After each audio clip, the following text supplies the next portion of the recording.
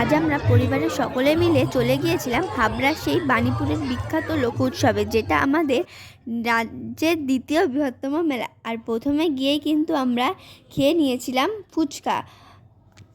আমরা খেয়েছিলাম ফুচকা আর বাবা ওখানে খেয়েছিল ঘুগনি। তারপরে ফুচকা টুচকা খেয়ে আমরা চলে গিয়েছিলাম মেলার ভেতরে। এই মেলার ভেতরে ছিল কিন্তু ভীষণ ভিড়। আর ওখানে যেহেতু দুটো মাঠ, একটা হচ্ছে মেলার মাঠ আর একটা হচ্ছে প্রদর্শনী মাঠ। আর আমরা কিন্তু মেলার মাঠ ঘুরে চলে গিয়েছিলাম প্রদর্শনী মাঠে, যে প্রদর্শনীয় জিনিসগুলো দেখতে। এই প্রদর্শনী মাঠে কিন্তু ছিল খুবই আকর্ষণীয় জিনিস।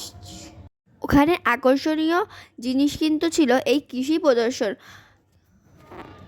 তারপরে কিন্তু আমরা খেয়ে নিয়েছিলাম ঘটি গরম, স্প্রিং পটেটো, আরও অনেক কিছু খেয়েছি, সেগুলোর ক্লিপ আমাদের নেওয়া হয়নি। তারপরে কিন্তু আমরা বাড়ি আসার সময় এনেছিলাম বিরিয়ানি, আর বাড়ি এসে আমরা সবাই মিলে খেতে বসে গিয়েছিলাম।